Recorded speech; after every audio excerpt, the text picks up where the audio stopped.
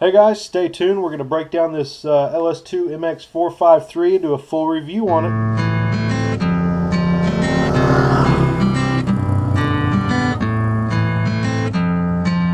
Alright, so what we have here is the LS2 MX453.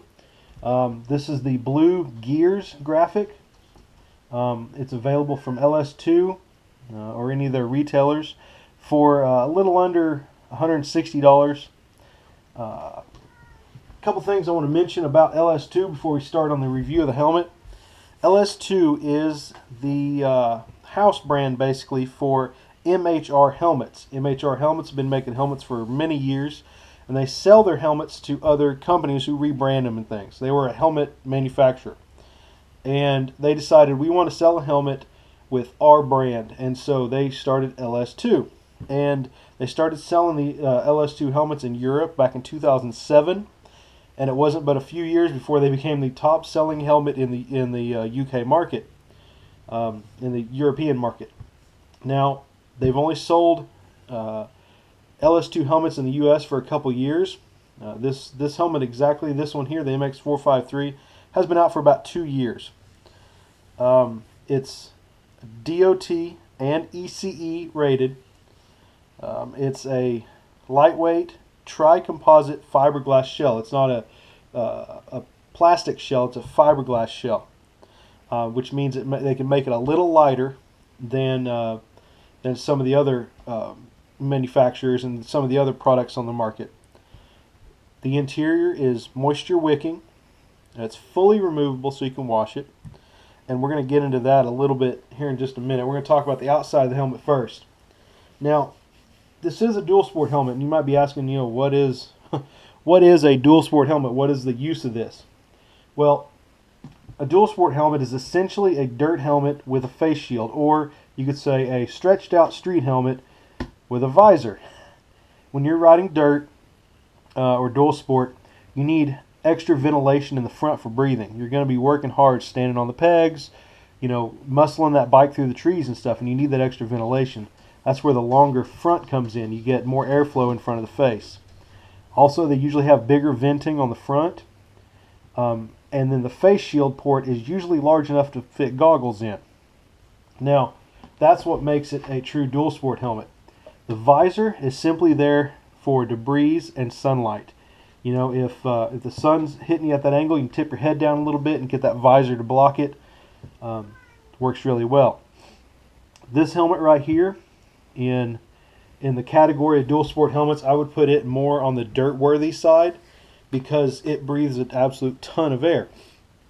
On the front here we have 3 vents, and there's a selector, an open and close selector on the inside here of the chin bar, and you can literally see light through here as there's such large venting. This helmet breathes really well. One thing that it does is it does not come with a chin curtain, so the air does come around the bottom of the chin also, so you're going to get a ton of air in this helmet. Okay, another big feature of a dual sport helmet is this face shield. Now, the face shield on a dual sport helmet needs to be able to go far enough out of the way to where you can wear goggles in the eye port, and that the strap for the goggles can go around the back. Then if you wanted to, you could flip this down over the goggles, or take the goggles off and use the face shield if it was raining or something like that. I don't like to wear goggles that much, so this is a great helmet for me. Goggles pinch my nose. They annoy me. They bug me. They limit my vision. This has none of those problems. The eye port is humongous. When this is open, I don't ever notice this section right here, so it doesn't bother me at all. It is probably the widest field of vision I've had on a helmet before. I really like it. It's big, it's open. If you need airflow, flip that thing open, and it's great. Another cool feature on this face shield I want to point out is there's no detents. It's a friction. There's like a washer that's like a plastic washer that provides friction, and it's adjustable with these 2 screws right here. So if you need a little airflow, you're fogging up, you can crack it just a little bit. You don't have to worry about there being that first detent, which is way up here usually, and it blocking your vision. So you can crack it a little, you can crack it a lot. You can flip the thing anywhere you want and it will stay. And I have not had it move while I've been riding it. I haven't had to adjust this. I haven't touched it at all, and it just works well. I don't find the lack of detents to be a problem with this helmet. I think it's actually a good thing. So that, I think, is a great thing, having no detents. One thing people will notice about a dual sport helmet is this curve on the face shield. Anytime you have a curved face shield, you run the risk of having a distortion in your vision. Now, I've ridden this helmet quite a bit, and I can tell you this honestly, that there is no distortion in this helmet except for right here where this bend is. And you got to really be looking down at your nose to be able to see it. You have to really be looking for it. I've not found any time when I was normally riding that I ever seen any distortion. I had to physically look to find some distortion in this, so it's not an issue. One big thing that with dual sport helmets is usually a problem is this peak. If you wear a regular dirt bike helmet on the road at, over, let's say, 40 or 50 miles per hour, you're going to get lift. That air comes in and it starts pulling up on the helmet, and you start getting lift on this visor. And that is not the case with this helmet. I've rode it all the way up into the 70s, and the large holes in the visor here provided excellent ventilation for that. The air went in, it came out, I had no lift. Now, one thing I kind of went into this expecting was maybe there would be no lift riding directly straight, but then when I turned my head, I would all of a sudden get this whipping motion. And that is not the case either. I was really surprised by how stable this helmet is at speed. It definitely just looks where you put it, and it doesn't phase it one bit. I don't even notice the visors there unless I need it. Unless the sun's shining, I need to tip my head down or something. The visor on this helmet is excellent. There's less lift on this helmet than with my O'Neill dirt helmet when I rode in on the road. And so I really like this. The visor is excellent shaped. I think they did a really good job on that. Now, if you look at this helmet, the graphics are really cool. There's like some subtle gearing in blue through here. This is the gears graphic. There are venting along the back here, and then some open and closable vents across the top. They're easy to use with gloves. They're large. They provide a good amount of air.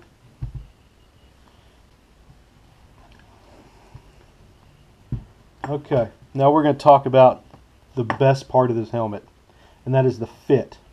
This helmet has a fully removable and washable liner. The entire top, sides, everything comes out. You can wash it in your sink in some mild detergent, or just with water, rinse it out, let it dry, pop it right back in the helmet, and it'll be like a new helmet all over again. This is one of the most comfortable helmets I've ever rode in, bar none. And this is why. This right here is the cheek pad out of this helmet. And this part goes to the front. This is the part that covers up your ear. And this hole right here is where the strap would go, the chin strap would go. So you're looking at it like this would be the outside of the helmet here. But I don't know if you're going to be able to see this really on video, how nice this is. But what this is a solid piece of foam. This is not multiple levels of foam glued together to create a shape. This is actually one solid block of foam that is cut using a laser to create this I don't know if it's convex, concave, what this curve here to cup your cheek, and then it's cut this way. It's I don't know, man. It's really awesome. The way it fits your face just works. It's actually really pretty squishy. It's not a real dense foam, so it conforms your face really well. It doesn't give you that chipmunk feeling, which I really like. These little pads right here that go across your ears are really comfortable. I think those are probably there to help you with the sound, because anytime the helmet moves a lot of air, it's going to have more noise. But this right here is probably, if I had to pick one big selling point on this helmet, it would probably be the interior comfort on it. It is a very, very comfortable helmet. Like I said, the interior is fully removable, washable. It's held in with snaps, so you can just pull the snaps and pull out the top. The cheek pads are held in with snaps. It's got a double D-ring closure, which I prefer over the ratchet enclosure.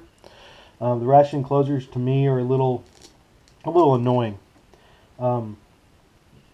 But like I said, very, very comfortable helmet. So I've been raving on this helmet. I'm sure you guys are thinking, well, what is there wrong with it? There has to be a catch. It's a $160, $170 helmet. What's the catch? Well, a couple things that I think, if I was designing the helmet, that I may have changed, or maybe in an upgraded model or next year's model could be added. First thing is, I think if you're going to have a blue and black helmet, probably should have either blue or black vents. That just kind of catches my eye, and to me, it kind of bugs me. Not a big deal. Doesn't hurt the functionality of the helmet at all.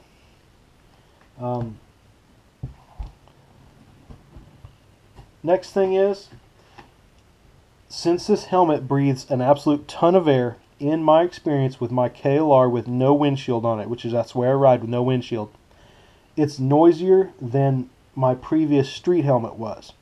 Now, I haven't compared it to another Dual Sport helmet, but I can tell you that it is noisier than my street helmet was, and about on par with riding my dirt helmet.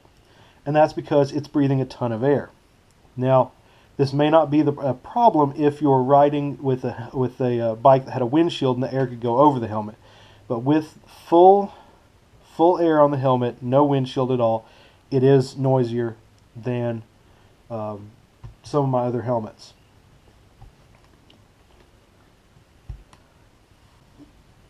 Next thing I want to point out is the fact that since this is a $160, let's say under $200 helmet, there are going to be probably some imperfections in the paint and graphics, and I kind of expected that. But overall, I'm very satisfied with the quality of the workmanship on this helmet.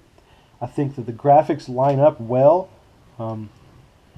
Everything seems to line up. Everything's smooth. The finish is very nice. There were some minor imperfections on this helmet that I had to pick out, and one of those is the blue didn't come all the way down on the back on the vent here.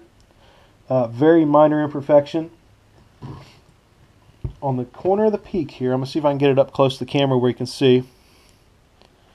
Right here, this front tab of the visor is glued on.